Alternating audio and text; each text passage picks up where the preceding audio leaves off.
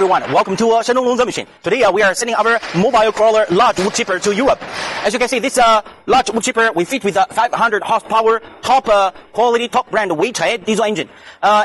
This wood chipper with a capacity 15 to 20 tons per hour. This machine fit with 5 meters input chain conveyor, and the width of the chain is 1.3 meters and 600 millimeters high for the input port. So you can put the wood logs less than 40 centimeters into this chipper. The output conveyor will fit with 8 meters football output conveyor.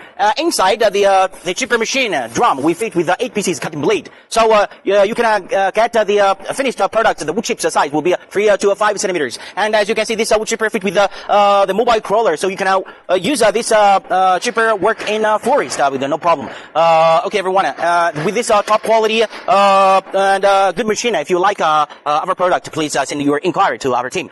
Thanks for watching today's video. I'll see you next time. Bye bye.